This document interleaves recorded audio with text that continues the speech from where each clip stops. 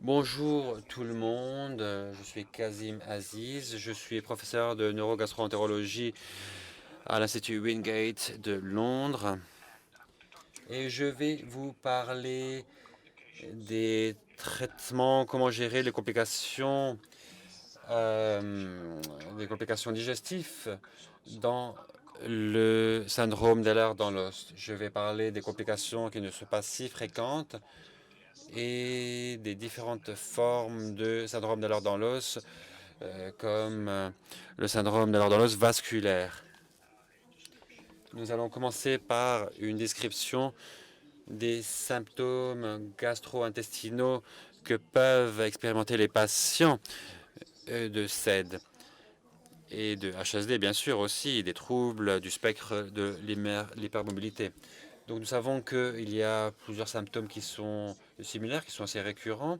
Et si nous regardons ici le tableau, nous voyons que l'un des symptômes les plus fréquents, ce sont les nausées. Entre un tiers et deux tiers des patients, entre 32 et 71% des patients font part de symptômes comme la nausée. Les ballonnements aussi sont assez fréquents. Plus de la moitié des patients souffrent de ballonnements. Et un autre symptôme commun, c'est la dyspepsie. Il y a deux types d'injections, donc de dyspepsie, c'est un peu la même chose. L'un associé à la vitamine D, l'autre au fait de se sentir rempli après le repas. Ces deux éléments sont des symptômes fréquents. Et dans notre clinique, c'est peut-être l'une des manifestations les plus communes avec les symptômes de douleur abdominale dans la partie inférieure de l'abdomen. Nous voyons que de 56 à 100% des patients, en fonction des séries, qui se sont plaints de douleurs abdominales. Il y a aussi d'autres problèmes comme la constipation, la diarrhée, qui sont quand même aussi assez fréquents. D'ailleurs, il y a certains symptômes qui alternent, c'est-à-dire que certains patients commencent avec une constipation, puis quelques jours plus tard, ils ont une diarrhée, et à l'inverse. Et c'est quelque chose d'assez commun que nous voyons assez fréquemment chez nos patients du syndrome d'Ehlers-Danlos. Donc voilà les manifestations, mais quelles sont les complications que nous voyons chez nos patients? Je l'ai divisé en différents titres. En premier lieu, il y a ce qui a à voir à l'anatomie qui est modifiée, pour ainsi dire. La structure des organes et des intestins est assez anormale et ceci peut nous amener à toute une série de symptômes. Nous allons en reparler dans une autre présentation. Et enfin, on va voir ça tout à l'heure. Et il y a aussi des symptômes qui sont difficiles à traiter, c'est la diarrhée de débordement. C'est quelque chose qui peut nous confondre parce que ce n'est pas une diarrhée en fait, c'est une constipation mais qui est vraiment en rapport avec la diarrhée. Il y a aussi les douleurs de la paroi abdominale. Souvent, on n'arrive pas à ce diagnostic ou c'est pas bien diagnostiqué. C'est quelque chose qui vient des nerfs et des muscles de la paroi abdominale. Vous, vous avez tous entendu parler du syndrome d'activation mastocytaire et bien sûr, il y a aussi un impact sur l'abdomen. Il y a aussi l'œsophagite éosinophilique, c'est quelque chose que nous voyons assez souvent dans les patients qui souffrent des allergies. C'est à cause des cellules du système immunitaire qui remontent sur l'œsophage et qui provoquent des symptômes. Nous voyons aussi un autre sous-groupe de patients qui ont des problèmes où il y a des nerfs, des vaisseaux sanguins qui sont piégés dans le système vasculaire et ça crée bien sûr des symptômes. Il y a les perforations intestinales, les anévrismes vasculaires, des saignements, surtout dans le SED vasculaire. Nous allons passer aussi de la ténacine X. Je veux parler du STOP en français ou du POTS en anglais, le syndrome de tachycardie orthostatique posturale. Parlons des hernies également. Il y a différents types de hernies que l'on peut retrouver dans l'abdomen. Il y a les hernies qui ont trait à la paroi abdominale Il y a différents points fragiles, points faibles dans la paroi abdominale. C'est à travers de ces points que l'intestin peut expérimenter une protubérance qui va passer à l'abdomen. Donc vous voyez à droite qu'il y a une couche musculaire dans l'intestin et nous voyons cette hernie, cette protubérance de l'intestin qui passe à travers le muscle. Nous voyons ici une bosse et on a une boucle d'intestin qui est passée à travers ce point faible de l'intestin. D'ailleurs, des fois, il y a un peu de graisse aussi présente. C'est la graisse qui est juste en dessous de la peau. Puis nous avons la couche du péritoine. La plupart des fois, cette boucle qui apparaît ici peut être remise à sa place avec une faible pression exercée sur la paroi abdominale et on peut remettre cette boucle en place. En général, c'est vrai que cela réapparaît quand il y a une certaine pression qui exerce sur la paroi abdominale, quand on éternue, quand on tousse. C'est quelque chose qui peut revenir, une hernie qui peut revenir, mais encore une fois, on peut la remettre en place à travers une petite pression dessus. Même si c'est vrai que des fois, malheureusement, cette hernie peut rester plus longtemps, elle est difficile à mettre en place et ça peut créer des problèmes parce que c'est assez douloureux.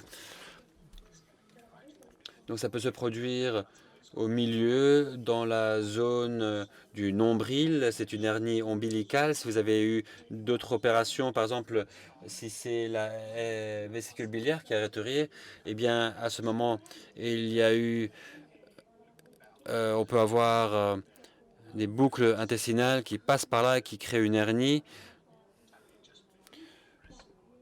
On peut avoir aussi une hernie sous le sternum. Nous avons aussi des hernies inguinales sur la zone du pelvienne ou la zone pubienne.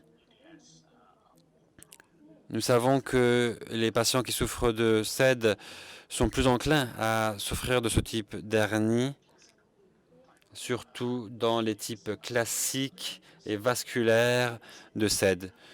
Même s'il faut dire que nous le retrouvons aussi dans le sous-type hypermobile de SED.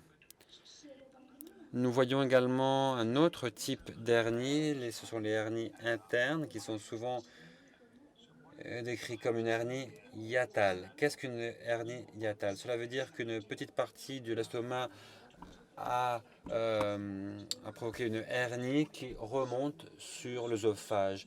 Ici, vous voyez donc l'œsophage en haut et c'est quelque chose qu'on trouve dans la partie thoracique, mais l'œsophage arrive jusqu'au diaphragme, le hiatus.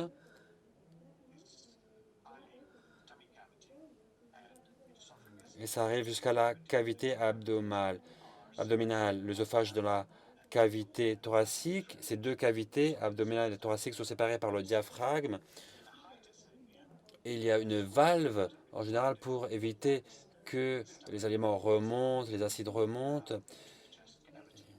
Mais des fois, nous ne pouvons pas l'éviter et l'estomac va passer à travers le diaphragme et cela crée cette hernie hiatale.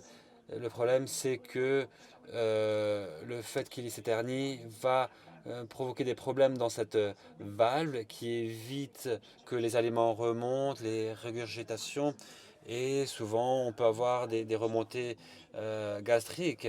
Et c'est vraiment, ça peut gêner beaucoup de patients. Une hernie hiatale qui peut provoquer ce reflux, mais aussi des gonflements.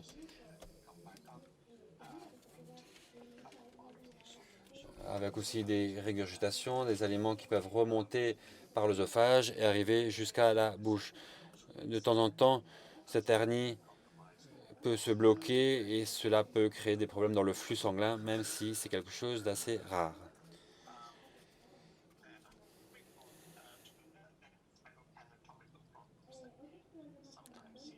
Certains problèmes anatomiques que nous voyons, la viscéroptose, ce que l'on veut dire par là, c'est que Les organes sont assez bas dans la cavité abdominale, plus bas que ce qui est considéré normal. Vous avez des radiographies ici de l'estomac. On voit que les os pelviens sont ici. On voit où est la flèche. Et l'estomac est ici en bas. Il est dans la zone pelvienne. Et c'est ce qu'on appelle une viscéroptose de l'estomac. Et à droite, on voit aussi tout l'intestin grêle qui se trouve dans la zone pelvienne, alors qu'il devrait être plus haut, plus en haut.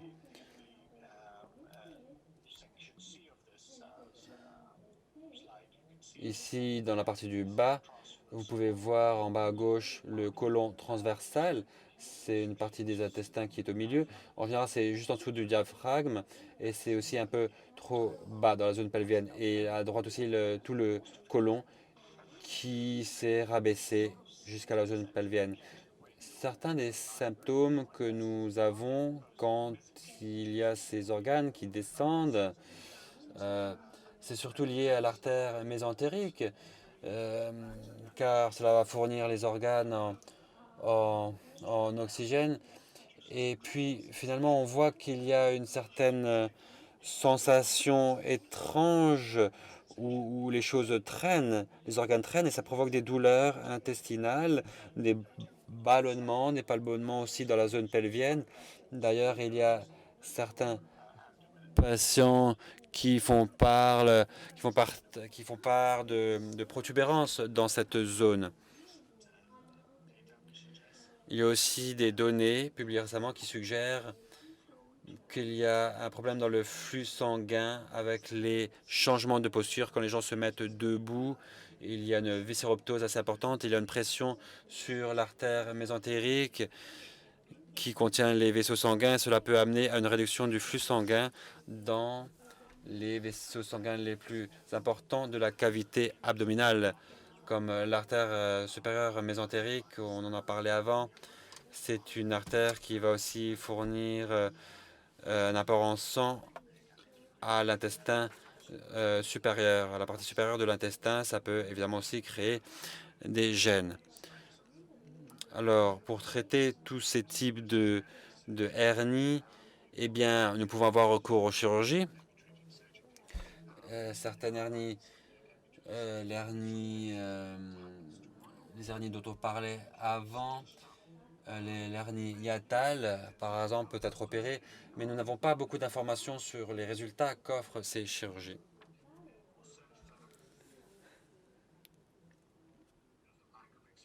Souvent, on n'a pas eu assez d'expérience dans certaines chirurgies, donc on n'est pas sûr des résultats.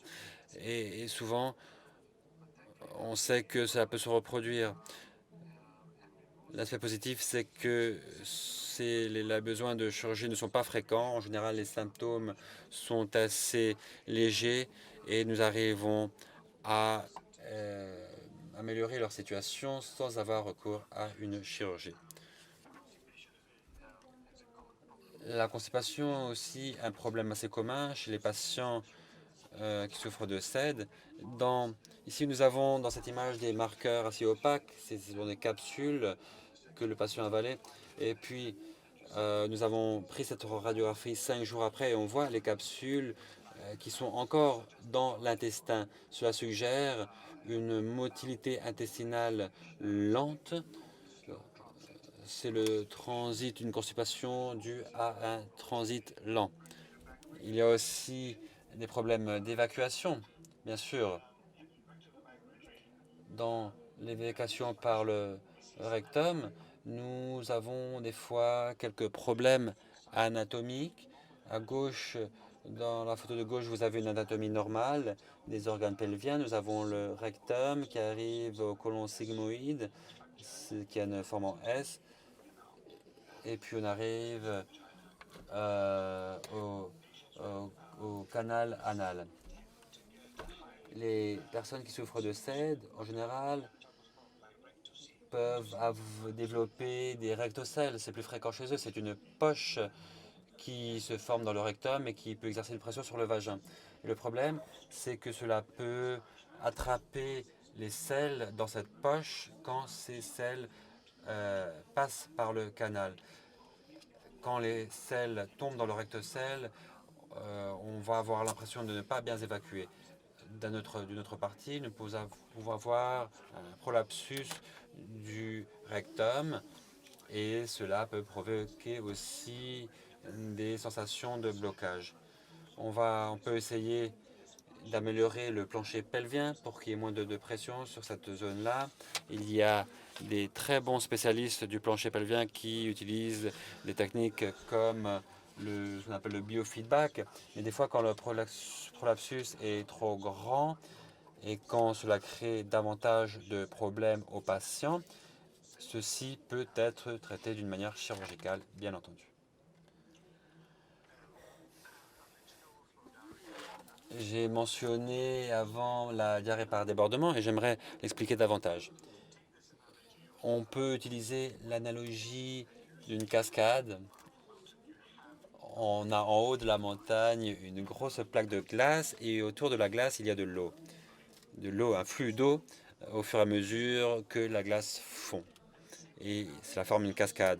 C'est la même chose avec des patients qui souffrent d'une constipation tellement grave, il y a tellement de sels qui sont endurcis, qui sont dans les intestins, eh bien, la motilité est rendue difficile et il y a un moment où le bord commence à se rompre et tous les liquides qui s'étaient formés en amont vont provoquer cette diarrhée. Des fois, c'est une sensation soudaine, il y a une certaine urgence.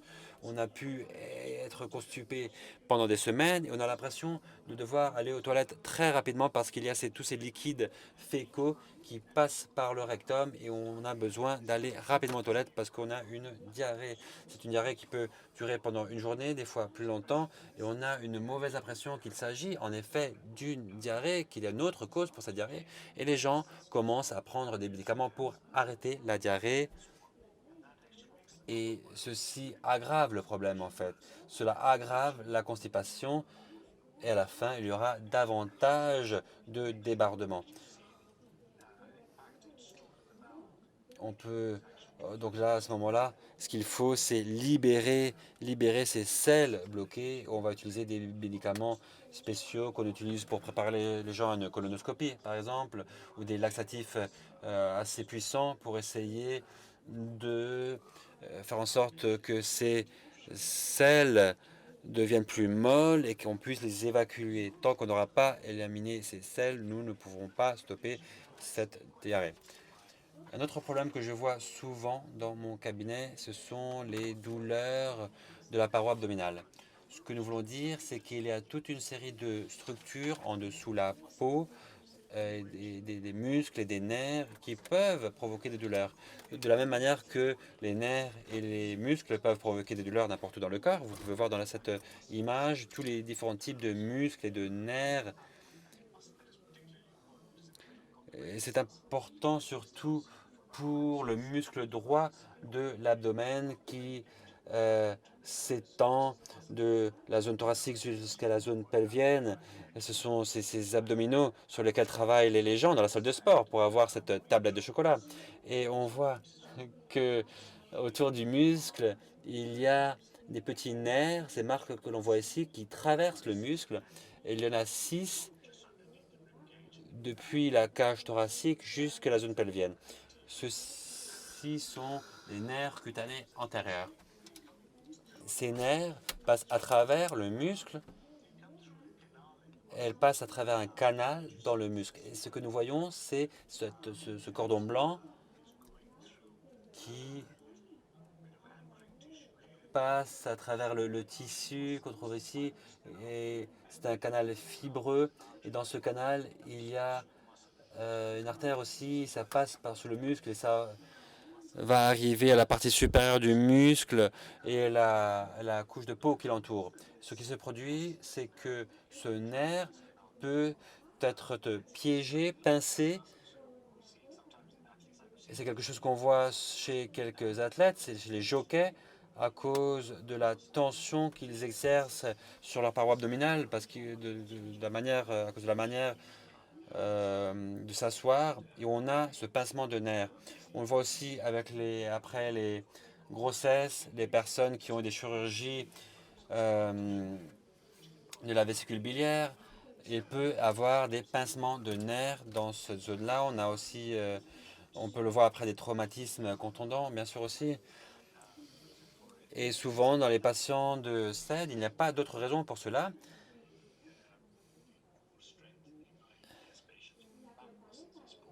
Et à moins que les muscles ne s'aient pas été assez renforcés dans la partie centrale, dans la partie abdominale. Et c'est important de le faire. On a fait une étude dans notre département qui montre que c'est un résultat assez commun et que un tiers des patients qui arrivent chez nous avec des patients de SED et des douleurs abdominales ont ce pincement du nerf. On voit que c'est quelque chose qui empire avec les exercices. Des fois, mais c'est pas seulement avec l'exercice, c'est des fois se retourner dans le lit ou s'asseoir, se mettre debout peut provoquer ces passements de nerfs. C'est assez gênant finalement. Il y a différents nerfs qui peuvent être pincés et c'est assez problématique parce que la douleur peut se propager dans toute la zone. On peut utiliser des techniques de prévention, par exemple des massages dans cette zone-là, aussi appliquer une certaine chaleur de la chaleur avec une compresse. On peut appliquer des gels d'ibuprofène ou de Voltaren, ou alors aussi prendre des antalgiques simples comme le paracétamol. On peut aussi faire des exercices pour renforcer la zone abdominale. Si ceci n'aide pas, on peut avoir recours au kinésithérapeute. D'ailleurs, nous avons une très bonne kinésithérapeute, Al McCarthy, qui a aidé beaucoup de nos patients avec différents exercices pour renforcer leur zone abdominale également. Si tout ceci ne fonctionne pas, nous envoyons des patients pour des injections avec des stéroïdes ou de la toxine botulinique. Certains patients voient leur situation s'améliorer, mais ce sont des fois des soulagements qui ont lieu pendant plusieurs semaines, plusieurs mois, et des fois les patients reviennent. Des fois ce n'est pas le cas, mais souvent ils reviennent.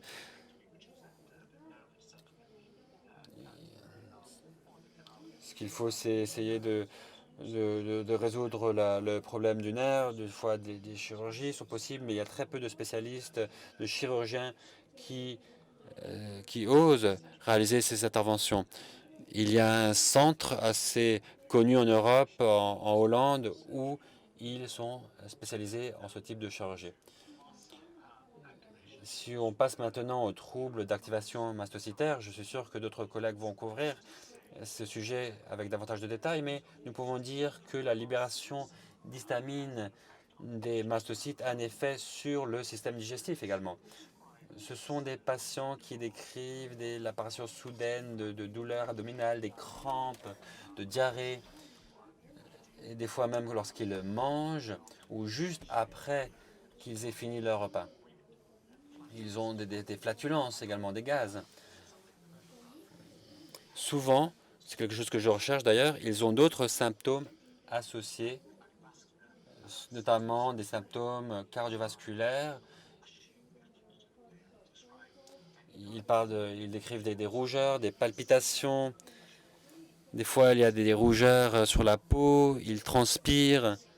Et si je retrouve ces symptômes, à ce moment-là, je pense à cette activation mastocytaire qui a sûrement lieu. Je ne vais pas trop m'attarder sur les traitements, car je pense que ça va être couvert tout à l'heure, mais on voit que les traitements avec des antihistaminiques peuvent fonctionner avec la cétirizine, la fexofenadine, mais souvent en combinaison avec des antihistaminiques de type 2, la ranitidine, la cimétidine, la famotidine.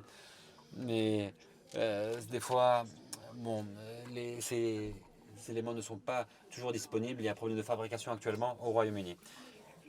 Il y a aussi des inhibiteurs de leucotriène, par exemple. Il va stabiliser le système immunitaire. Des stabilisateurs de mastocytes, comme le comacriglate de sodium ou le kétotifène que nous pouvons utiliser chez certains de nos patients. Des fois, nous avons aussi de très bonnes réponses avec ce type d'approche pour traiter les patients.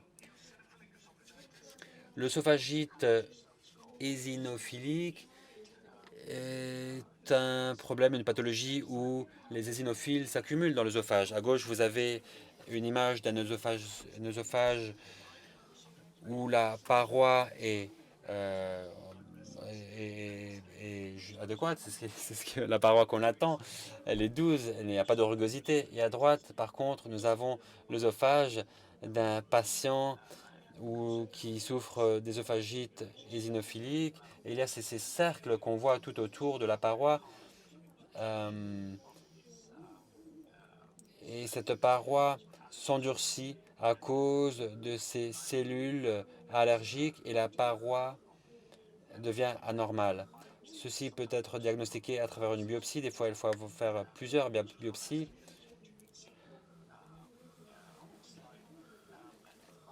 Et si les biopsies montrent un niveau élevé des inophiles, on peut donner un traitement spécifique.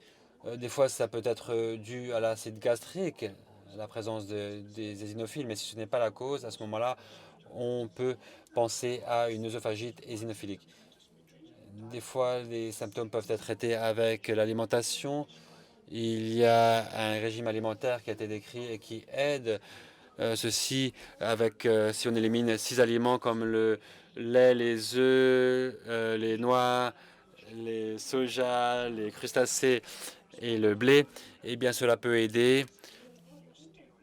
Si cela ne fonctionne pas, nous utilisons des inhalateurs de stéroïdes, mais nous ne le faisons pas en inhalant ces stéroïdes dans les poumons. Ce que l'on fait, c'est de laisser le médicament dans la langue et on va l'avaler de sorte à ce que ces stéroïdes descendent dans la gorge.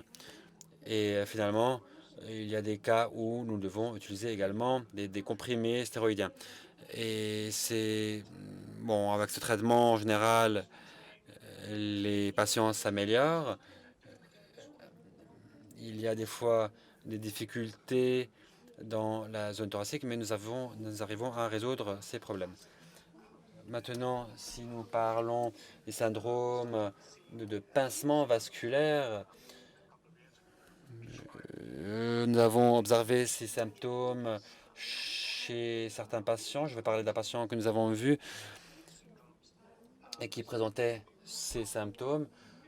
Alors, le pincement le plus fréquent, c'est nous le retrouvons ici près de l'aorte principale. Il y a la branche supérieure mésentérique de l'aorte et il se mélange avec le duodénum au même endroit. C'est ce C que vous voyez aussi. Et la boucle inférieure du duodénum va juste en dessous de l'artère mésentérique supérieure. C'est au-dessus de l'aorte et donc elle va dans ce creux. Le duodénum passe dans ce creux. Dans des circonstances normales, l'artère mésentérique supérieure est séparée du duodénum par une partie de graisse ici qui va séparer l'artère mésentérique supérieure du duodénum. Mais si vous avez perdu beaucoup de poids très rapidement, notamment, et vous perdez cette partie de graisse et il va y avoir une compression de cette aorte mésentérique sur le duodénum et ça va créer des douleurs après les repas, ça va provoquer des nausées, des vomissements. Et quand on fait un test de vidange abdominale, des fois on va traiter des personnes pour d'autres raisons, mais on va oublier ce problème qui se produit assez souvent et notamment dans les personnes qui perdent du poids rapidement. De la même manière que le duodéname peut être attrapé. On peut voir aussi qu'en dessous de cette même artère mésentérique, il y a la veine rénale gauche qui va arriver jusqu'au rein gauche.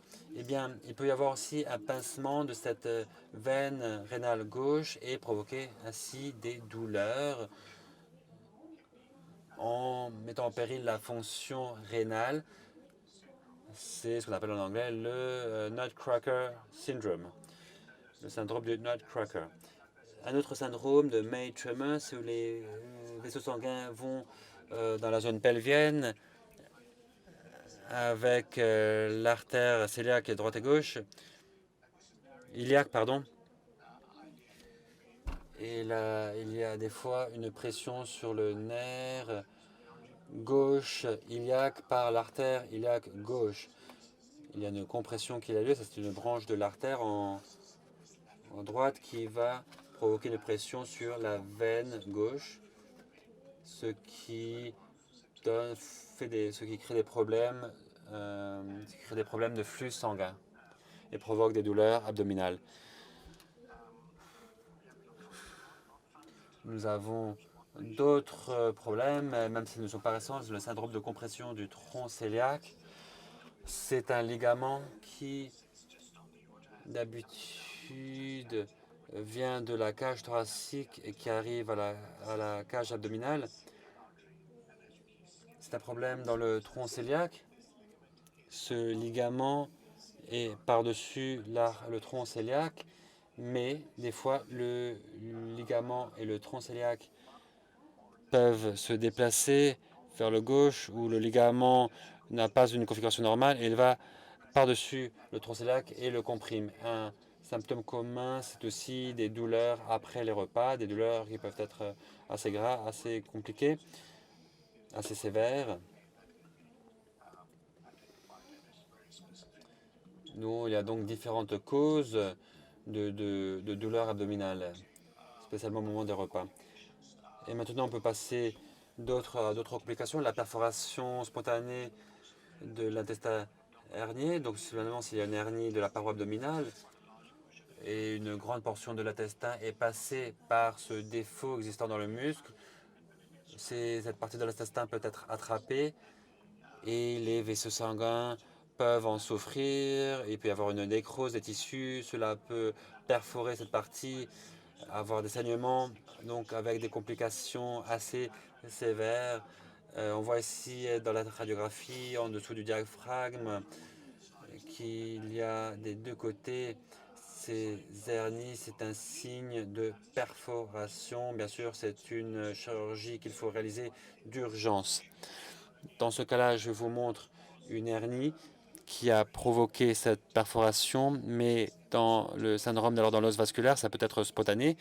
J'ai vu certains cas de SED où il y avait des perforations spontanées. Il y a aussi des anévrismes aortiques abdominaux qui ont été décrits également, spécialement pour le SED vasculaire.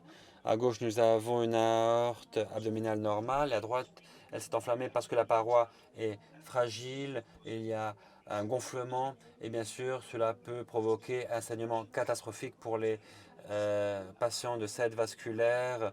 Il faut faire un dépistage. C'est très important. Et ces types d'anévrismes peuvent se produire également dans d'autres endroits du système vasculaire.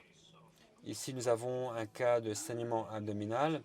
Vous voyez ici que ces saignements peuvent être visibles sur la peau. Chaque fois que nous avons ces contusions rouges, ça peut être un symptôme de saignement dans la cavité abdominale après une rupture d'un vaisseau sanguin. C'est quelque chose qui se produit assez fréquemment chez les patients de SED vasculaire. C'est bien sûr aussi une urgence.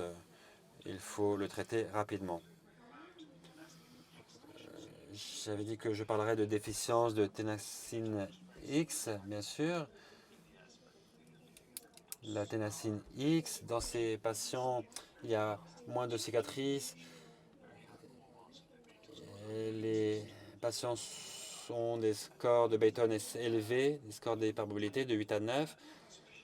Et ça dépend du type d'insuffisance en ténacine X, mais ça se produit souvent dans le SED classique ou hypermobile. Il y a eu des études que nous avons réalisées dans notre institut que beaucoup de patients se plaignaient des symptômes dont j'ai parlé avant. D'ailleurs, nous avons fait une étude avec un groupe de contrôle suédois, c'était des patients suédois, et nous voyons aussi les différences entre les deux groupes, les reflux, les douleurs abdominales, l'indigestion, de diarrhée.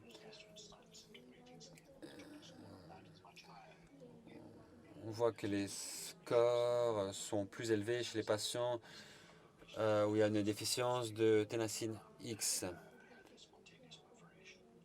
Et certains de ces patients, d'ailleurs, ont eu aussi un problème de perforation par la suite. Donc, pour résumer,